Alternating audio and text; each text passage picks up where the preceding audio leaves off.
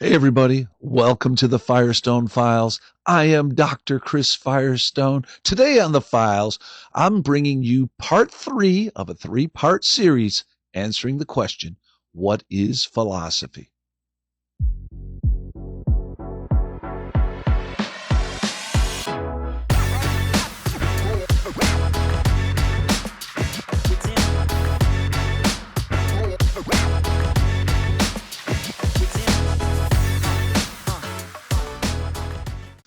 All right. Well, we've come some distance already in these 2 short lectures that I've already presented to you. This is the culminating lecture, and I'm just delighted to be able to share this one with you because hopefully we've learned something so far. Today is going to be a lot more practical about how we've done philosophy in the past and how we can do philosophy today.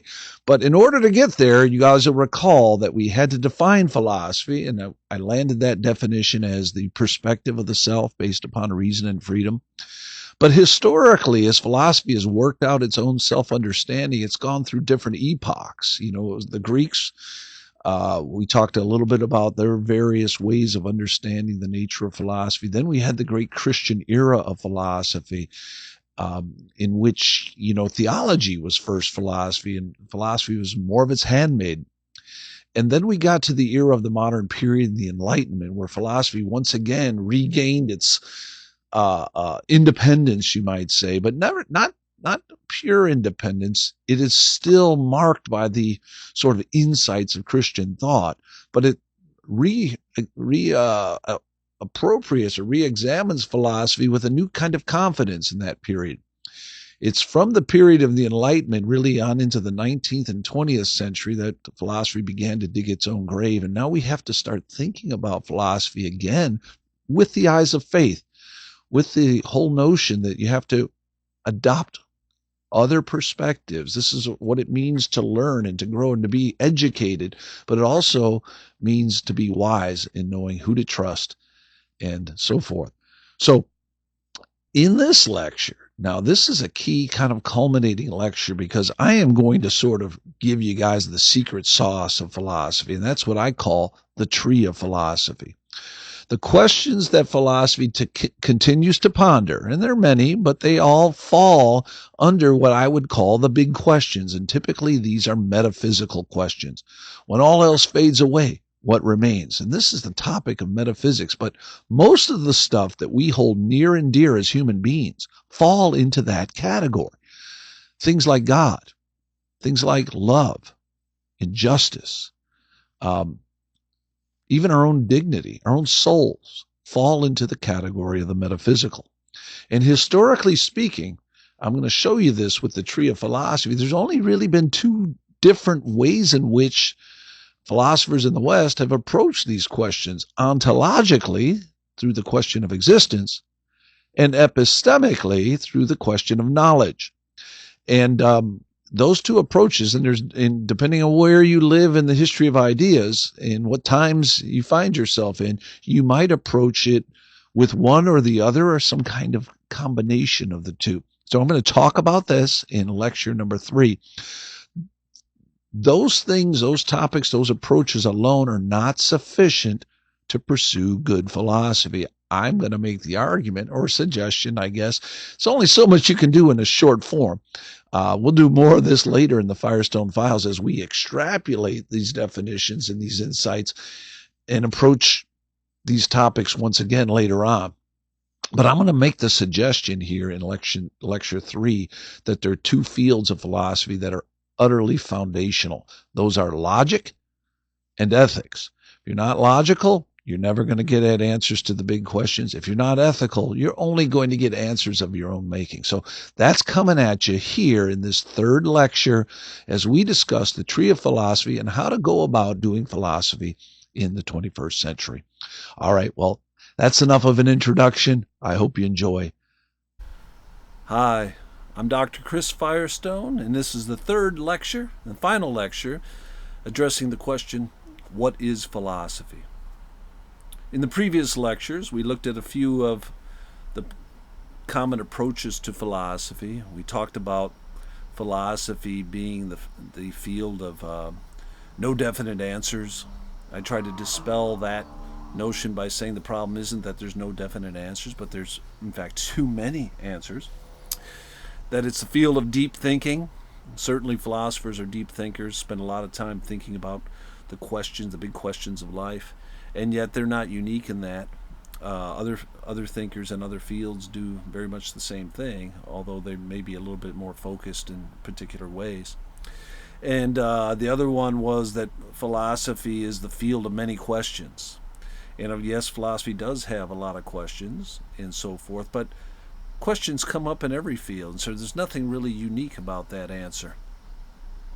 And so we turned in the first lecture to get some advice from the ancients, the Greek philosophers, Socrates, Plato, and Aristotle. We will recall that Socrates argues that the basic question of philosophy is who am I, or how to know yourself. He famously says that the unexamined life is not worth living. You see, we go through life oftentimes going through the motions, but do we actually self-reflect and so forth? And Socrates thought that that was a basic part of what the nature of philosophy is and its contribution to living a meaningful life. Plato comes along and says, well, hold on a second. Philosophy is really fundamentally concerned with the nature of ultimate reality. When all else fades away, what remains? And so the Greeks were acutely aware that life is fleeting, that things are temporary, that things mutate and corrupt. At the end of the day, what's simple? What remains? And that's the fundamental question of philosophy. And of course, Aristotle arguing for the fact that philosophy is the impulse of wonder, like when we go out and see a starry midnight sky and we realize just how small we are relative to the universe around us.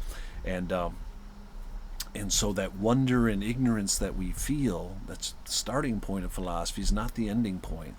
That using reason and careful examination of our world, that we can understand its fundamental principles and the causes that gave rise to things as they appear to us. We also looked at a variety of contemporary philosophers, and philosophy has come a long way. In fact, in Lecture 2, we kind of tracked through some of the phases of philosophy historically. For example, in the patristic period, we had faith-seeking understanding culminating in Augustine's view that there's certain control beliefs, as Nicholas Walterstorff called them, that are fundamentally revealed to us in the Bible, for example.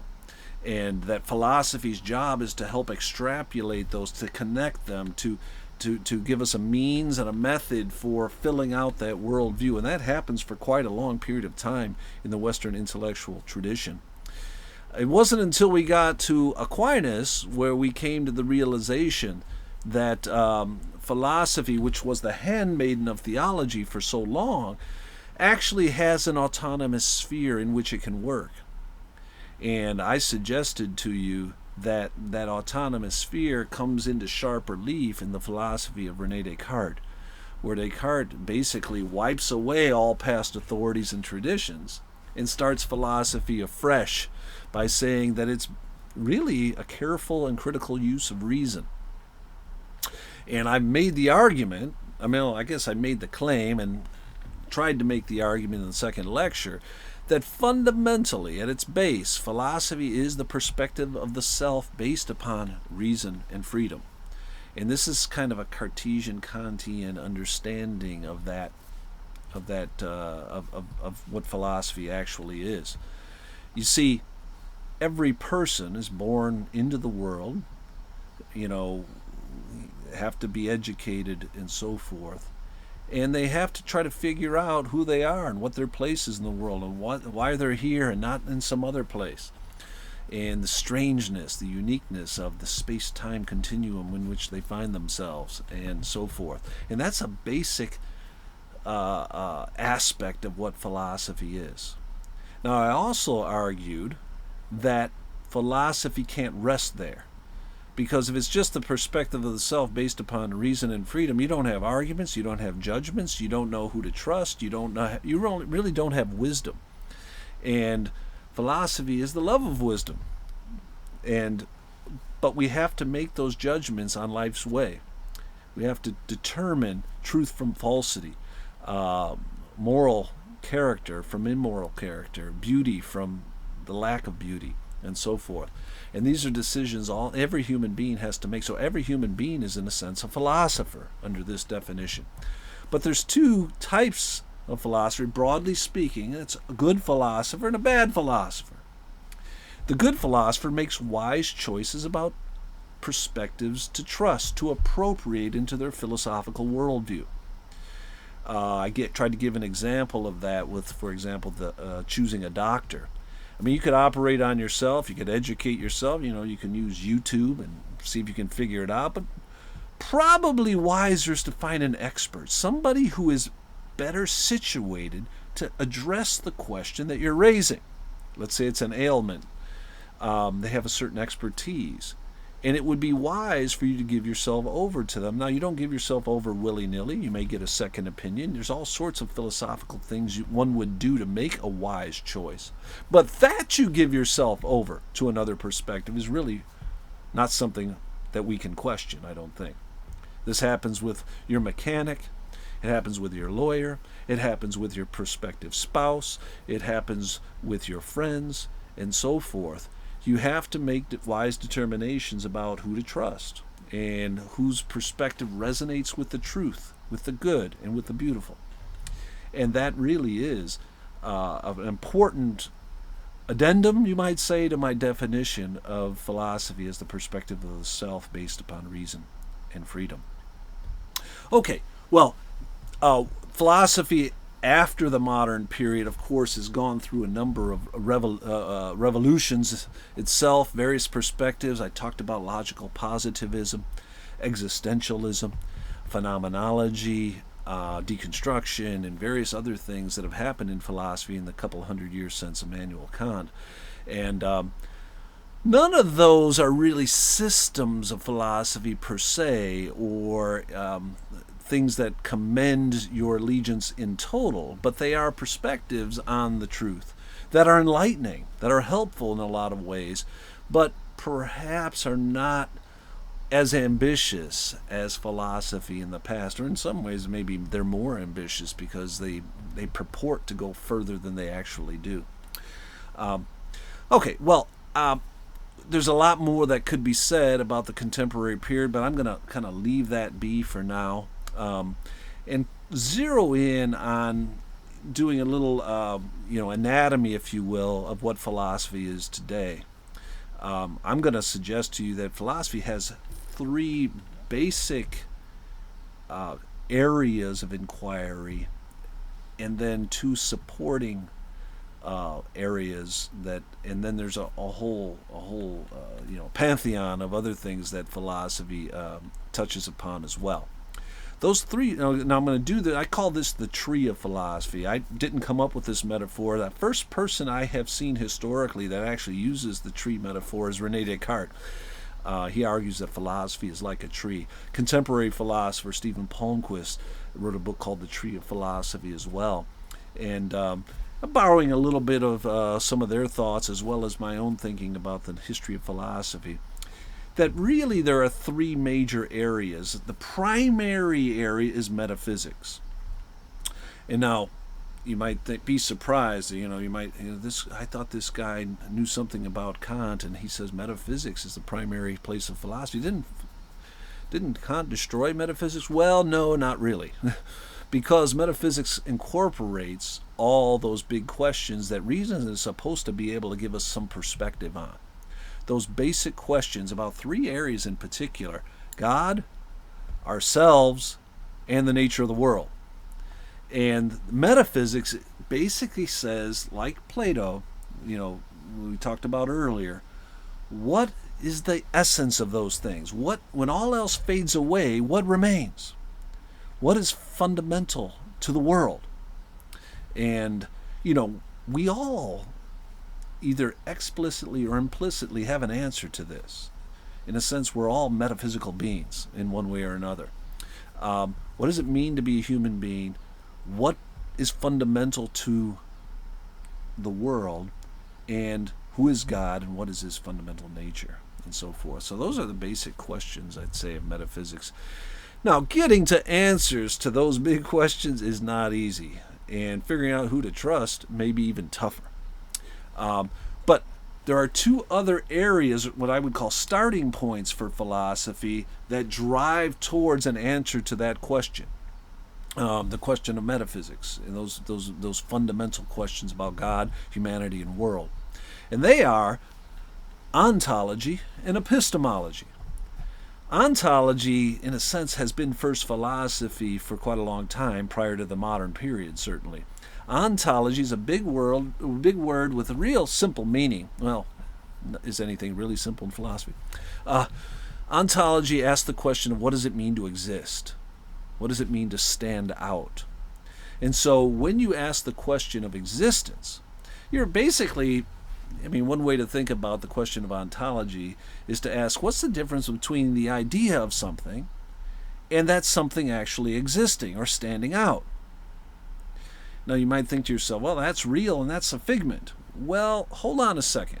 The idea of a piece of chocolate cake that I have in my mind right now has certain properties to it. And now if I had a piece of chocolate cake here, it would have the identical properties to it. The only difference is this one stands out and this one is an idea in the mind. And so ontology begins with existence, asks the questions of existence. So other philosophies of the 20th century start there sometimes, right? Like existentialism, which is about fundamental choices that we make.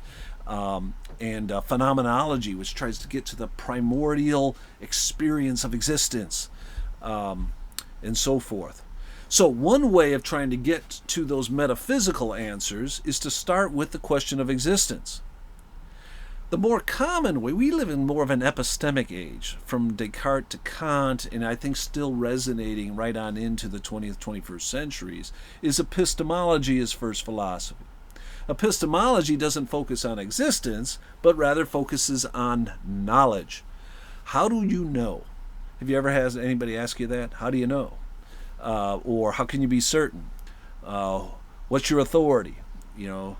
These kinds of basic questions is usually the first question that you'll hear with a contemporary person asking these things, and it's usually epistemology as first philosophy, trying to get at an answer to the questions of God, the world, and humanity. And so this is the tree of philosophy in its basic superstructure. You have metaphysics at the top with the basic big questions of life, and they have two ways of approaching how to get to answers to basic questions of life: through knowledge or through existence. And philosophers have taken different tacks on this through the years. Now, I told you there were two other areas of philosophy that are really fundamental to the philosophical quest to understand yourself, your world, and God. And those two areas are logic and ethics. And of course, these go back to the ancients. Aristotle, of course, talks explicitly about logic and ethics as being important to the philosophical quest, and I don't think he's wrong. You see, it doesn't take a genius to figure out that if you're not logical, that is, if you're not consistent in your approach, if you're not consistent with your words and ideas, one thing we know is true, that your system has errors in it. That is, there are things that are false in your worldview. Because inconsistency, according to the law of non-contradiction, A does not equal not A, begets falsehood. And so logic, especially when it's played out into logical systems of thought, we have truth functional logic, and we have categorical logic, symbolic logic, and so forth. And these are tools that philosophers use to drive towards answers to life's ultimate questions. If you're not logical, then you probably are not going to get to a satisfactory answer to the big questions of life, the metaphysical questions that are at the top of our tree of philosophy. So logic is really kind of important. I would argue that the same thing is true of ethics.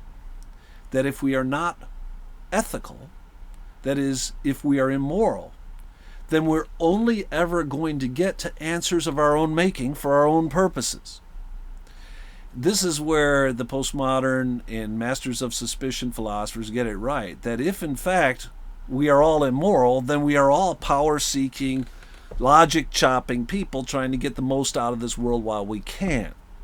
And that structures of power and domination are all there really is. I'm not so cynical. I think that there is a difference between right and wrong, and that it's not really all that hard to figure out. Oftentimes, when I'm teaching ethics classes, I begin with the old Latin proverb. It basically says that tough cases make bad law. Oftentimes, in ethics and in legal argumentation and in precedent-setting cases and so forth, we are looking at the margins of the moral life. And in those cases, admittedly, it's hard.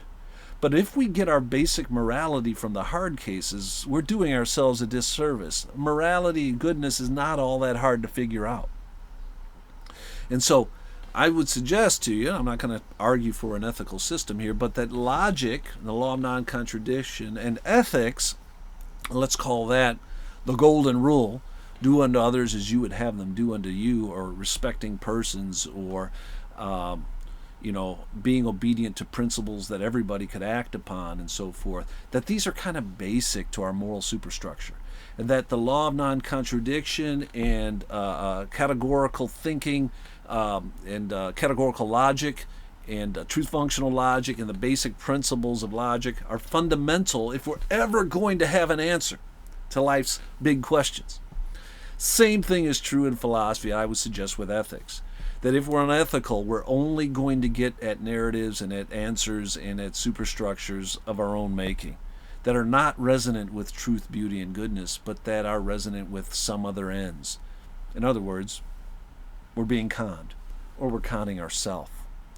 And so the tree of philosophy has at its root, has at its trunk, logic and ethics as the pistons driving us towards answers to life's difficult and big questions.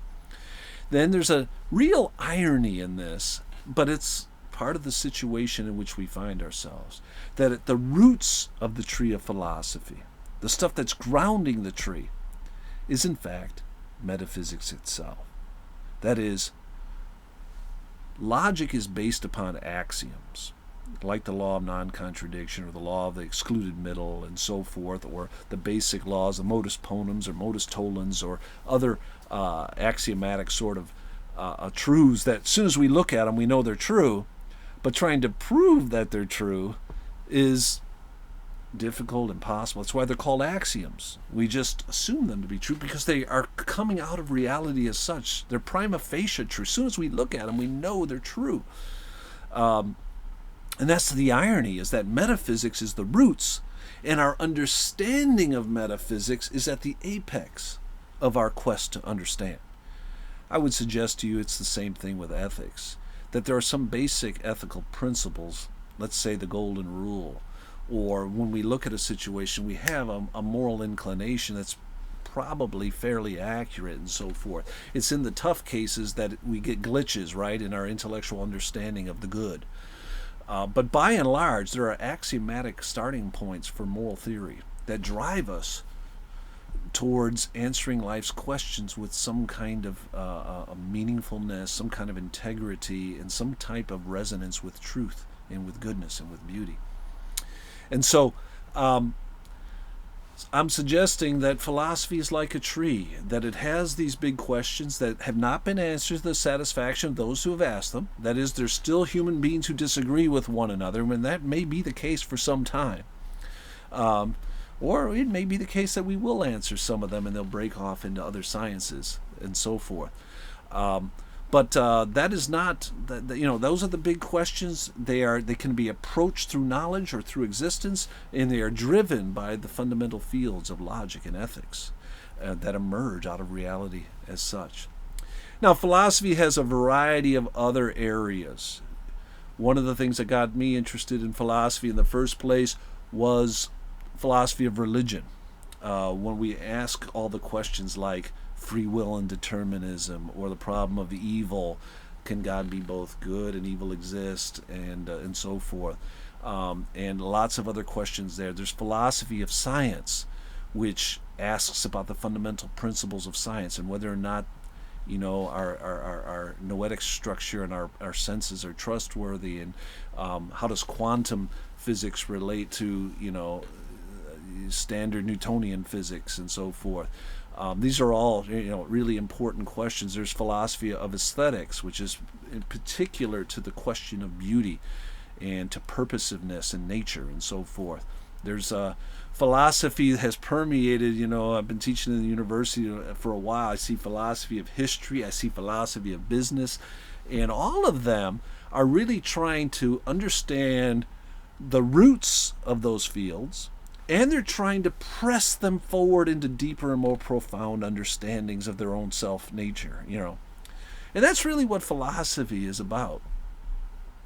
Okay, well, hopefully I've been able to convince you that philosophy is the perspective of the self based upon reason and freedom, but it does not stop there. It has to make decisions about who to trust, judgments about our own finite situation, and what perspectives do we appropriate, do we amend, and do we reject. And that becomes part of our superstructure, of our noetic superstructure, and part of our very being as we go on life's way. All right, well, that's it for now. I hope that was helpful to you. All the best, and I'll look forward to seeing you in another one of my lectures. Bye for now. Thanks for stopping by to spend some time with me here on the Firestone Files. I hope today's reflections offered you some new insights and perspective on life. If you enjoyed the episode or found it valuable, I'd appreciate it if you'd take a moment to like, subscribe, and share it with someone you care about. I'd also love to hear your thoughts. What resonated with you? What challenged you? Or what would you like to hear more about in future episodes? Drop a comment below or send in your suggestions to the email in the description. Your input helps shape where we go next. This has been Dr. Chris Firestone. Until next time, keep asking the big questions. And remember, the kingdom journey is always best with your friends. Further up and further in. Bye for now.